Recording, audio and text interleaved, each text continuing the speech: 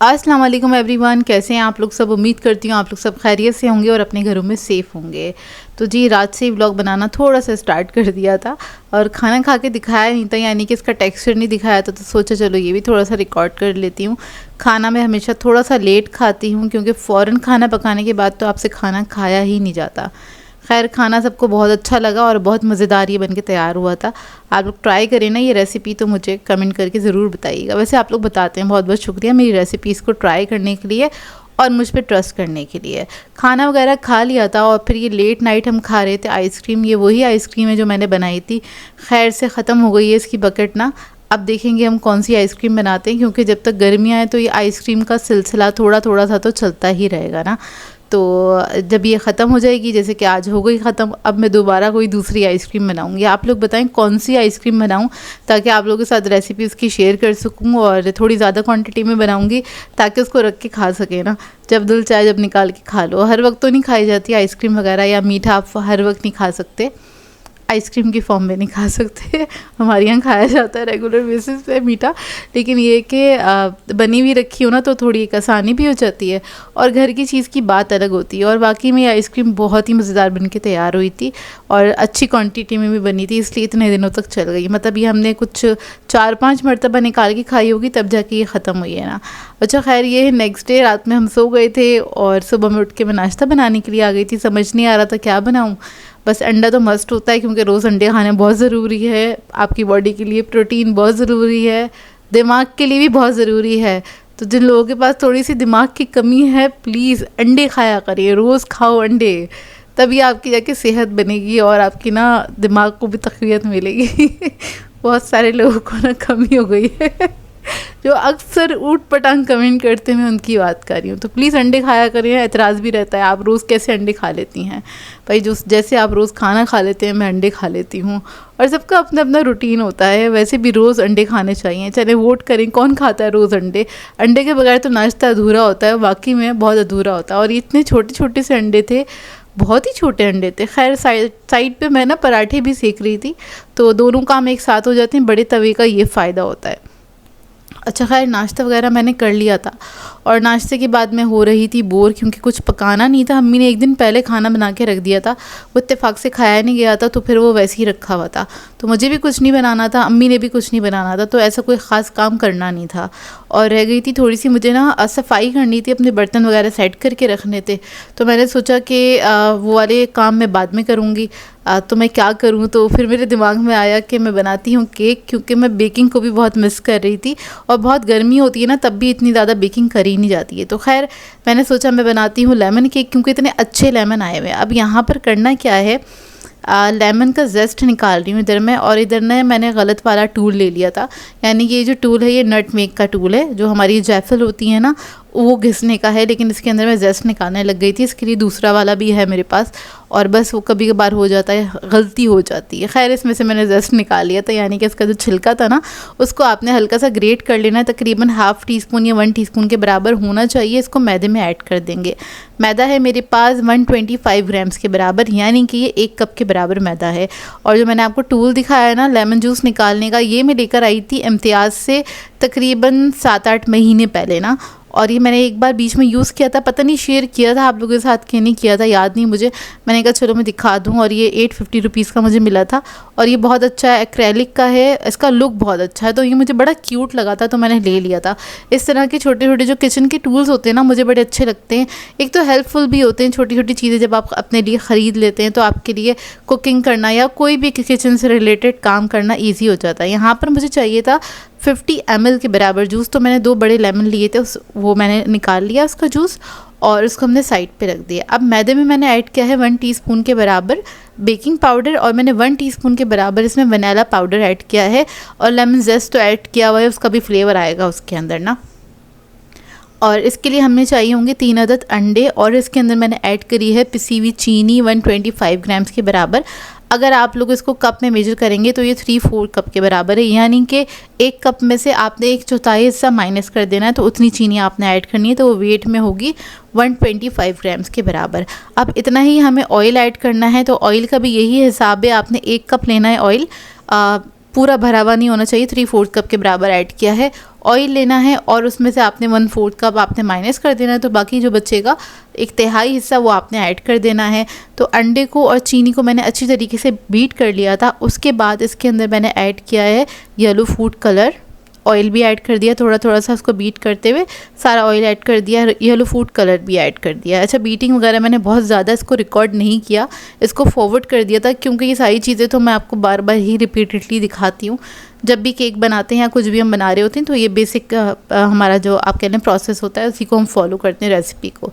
अच्छा, इसके अंदर हमने मैदा ऐड कर दिया है। लेमन जूस मैंने इसके अंदर ऐड किया था 3 टेबलस्पून के बराबर। अगर आपको ज़्यादा खट्टा पसंद है ना, तो आप इसके अंदर ऐड कर सकते हैं 5 to 6 टेबलस्पून। तो मुझे तो खैर ज़्यादा ही खट्टा पसंद है, लेकिन अभी मुझे आवाज़ आई थी घर की तरफ से, घर वालों की तरफ से, बहुत खट्टा मत कर देना, तो मैंने कहा चलें ठीक है, थोड़ा दरमियाना ऐड करते हैं। तो इसके अंदर मैंने ऐड किया था 3 टेबलस्पून के बराबर। अब इसके अंदर मैंने ऐड कर दिया मोल्ड के अंदर, मोल्ड को लाइन इन कर दिया था।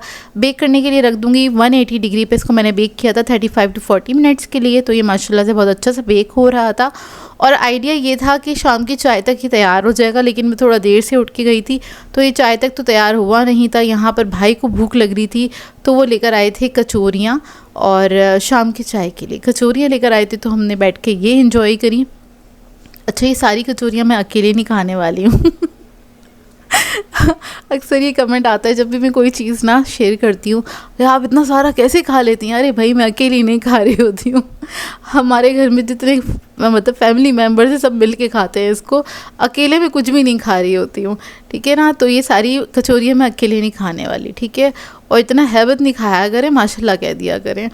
खैर, सबके अपने अपने रूटीन होते हैं और हर कोई व्लॉग के अंदर अपना रूटीन ही शेयर कर रहा होता है, तो मैं भी वही कर रही हूँ। अच्छा, खैर कचौरियाँ आ गई थी, केक तो मेरा बेक हो रहा था और केक मेरा थोड़ा देर से बेक हुआ था, आप कह लें इसको कुछ 45-50 मिनट लगे थे, क्योंकि इसके अंदर हमने लिक्विड भी ऐड किया था। अच्छा, एक आपको टिप देना चाहूँगी केक के हवाले से, अगर आपको केक बहुत ज़्यादा सॉफ्ट और मॉइस्ट चाहिए तो उसको आप थोड़ी हल्की आँच पर बेक करें, उसमें थोड़ा सा टाइम तो लगेगा, लेकिन वो बहुत अच्छा ज़बरदस्त सा बेक होकर तैयार होगा और उसके अंदर ना मॉइस्चर बरकरार रहेगा। बाज़ वक़्त होता क्या है, हम जब केक बेक करते हैं ना और उसको हम बहुत ज़्यादा तेज़ आंच पे बेक कर लेते हैं कि ये जल्दी से बेक हो जाएगा। सम टाइम ऐसे भी होता है कि आपका ओवन की हीट जो है बहुत ज़्यादा हुई हुई है, तो आपने उसको बेक करने के लिए रख दिया तो वो केक ना अंदर से भी ड्राई होता है, ऊपर से भी ड्राई हो जाता है। अक्सर लोगों को ये प्रॉब्लम आती है कि जब केक काट रहे होते हैं ना तो वो भुरभुरा सा होने लगता है, चारों तरफ से गिरने लग जाता है। तो उसकी वजह ये होती है आपने ना उसकी फ्लेम का ख्याल नहीं रखा होता, मतलब बहुत ज़्यादा लो फ्लेम भी नहीं होनी चाहिए, बहुत ज़्यादा हाई फ्लेम भी नहीं होनी चाहिए। इस बात का ख्याल है कि हाई फ्लेम होगी तो जाहिर सी बात है वो बहुत ज़्यादा ड्राई हो जाएगा, उसके अंदर ज़रा भी मॉइस्चर नहीं रहेगा। लेकिन अगर बहुत ज़्यादा लो फ्लेम होगी तो वो अंदर से थोड़ा सा डेंस बन के तैयार होगा, इतनी देर तक स्टे नहीं कर पाता। क्योंकि जब हम ओवन में रखते हैं कोई भी चीज़ बेक करने के लिए, ब्रेड हो, केक हो, कोई भी चीज़ हो, तो उसके अंदर एक हवा सी भर जाती है, गर्म हवा, जिसकी वजह से वो स्टे करता है, वो उसी आंच पे पकता रहेगा, तो अंदर अच्छा एक खूबसूरत सा जाल बन जाता है केक के या फिर ब्रेड के ना, आपने अगर नोट किया होगा।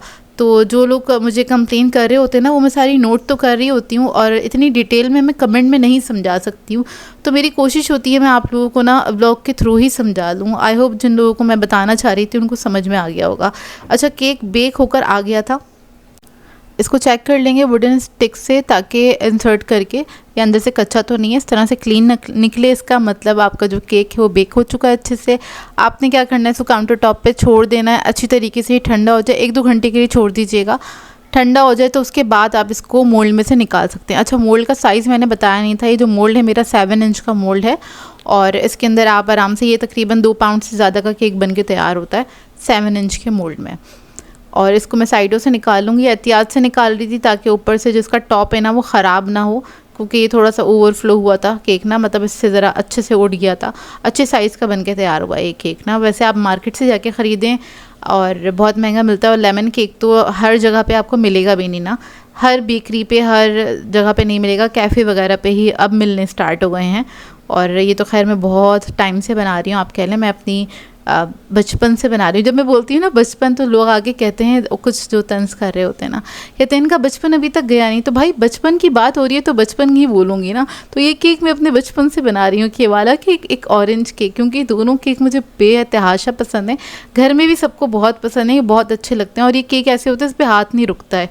अगर आप लोगों को लेमन पसंद है, ऑरेंज पसंद है, तो ये वाले केक्स पे आपका हाथ नहीं रुकता है। अच्छा, इसका ग्लेज़ बनाने के लिए मैंने क्या किया है, मैंने ली है पैकेट वाली शुगर, ली है आइसिंग शुगर, और इसका ग्लेस हम बनाएंगे लेमन की मदद से। तो सिंपल आपने शुगर ले लेनी है, अंदाजे से ले लीजिएगा कि ये जो ग्लेस बन के तैयार हो तकरीबन 3 टेबलस्पून के बराबर बने। मैंने आधा कप ली थी तो ये मुझे कम लग रहा था, तो थोड़ी सी और ले ली थी मैंने शुगर। अब इसके अंदर आपने ना थोड़ा थोड़ा करके लेमन जूस ऐड करना है, इकट्ठा नहीं ऐड कर दीजिएगा। लेमन जूस ना मैंने 1 टेबलस्पून बचाया था, लेकिन इसके अंदर 1 टीस्पून के बराबर ही गया है। फ्यू ड्रॉप्स करके आपने ऐड करना है, और ये कुछ इस तरह से होना चाहिए। अब होगा क्या, ग्लेस जब हम इसके ऊपर डालेंगे ना और इसको छोड़ देंगे तो ये थोड़ी देर बाद ना सेट हो जाएगा ग्लेस ना। वैसे भी गर्मियां हैं, गर्मियों में बहुत देर में सेट होता है। आपको इसको पंखे में रखना पड़ेगा या फिर एसी वाले रूम में रख दीजिएगा, तब ये अच्छे से सेट हो जाएगा। और अगर आपके किचन में एसी है तो वेल एंड गुड है, आपको तो टेंशन ही नहीं होनी चाहिए, आराम से बेकिंग क्या करें सारा दिन। अच्छा खैर, यहाँ पे आपने इसको छोड़ देना है, ग्लेस इसके ऊपर अप्लाई करके, और चारों तरफ से थोड़ा थोड़ा सा ड्रिप हो रहा है तो इसको होने दीजिएगा। और इतना मज़े का बनता है। इसको अगर आपने अभी तक लेमन केक इस तरह से ट्राई नहीं करा है ना, तो मेरे कहने पे ज़रूर ट्राई कीजिएगा। कैफ़े वगैरह में भी इतने अच्छे केक नहीं मिलते जितना अच्छा ये बन के तैयार होता है। अच्छा, इसको मैंने छोड़ा था 5 से 10 मिनट के लिए, और मुझे थोड़ा सा बेसब्रापन हो रहा था क्योंकि मुझे इसका फाइनल लुक दिखाना था आप लोगों को, तो मैंने इसको जल्दी कट कर लिया था। और ये अंदर से हल्का सा वार्म था ना, तो आपका केक बिल्कुल ठंडा होना चाहिए, तभी आपने ना इसको कट करना है। यहाँ पर बस मैंने इसको, ग्लेस इसका सेट नहीं था लेकिन मैंने कट कर लिया था। कट करने के बाद अब मैं आपको दिखाऊंगी करीब से इसका लुक। और ये इतना अच्छा कॉटन सॉफ्ट बन के तैयार हुआ है केक, मैं आपको बता नहीं सकती। और आप बोलेंगे आप अपनी तारीफ़ खुद करे आ रही हैं, तो आप देखें ना, तारीफ़ के काबिल है ये केक, क्योंकि इसका लुक इतना अच्छा है। अभी मैं तोड़ूंगी तो आपको देखने से ही समझ में आ जाएगा। माशाल्लाह से बहुत अच्छा बना था, बहुत मज़ेदार बना था। और जो चीज़ें आपको ख़ुद को बहुत पसंद है ना, जैसे कि मुझे ये केक बहुत पसंद है, और ये जब भी बनाती हूँ तो मुझे बड़ी खुशी होती है। और आज बड़ी खुशी खुशी से मैंने बनाया, एंजॉय किया, और इसको मैं 2 दिन तक एंजॉय करूँगी। तो बस यहीं पे कर दूँगी अपने इस व्लॉग को एंड। आप लोगों ने बताना है आज का व्लॉग कैसा लगा। अच्छा लगा हो तो इसको लाइक ज़रूर कीजिएगा। चैनल पे नए हैं तो चैनल को सब्सक्राइब कीजिएगा। मिलती हूँ नेक्स्ट एक अच्छे से व्लॉग के साथ। मेरी तरफ से अल्लाह हाफ़िज़।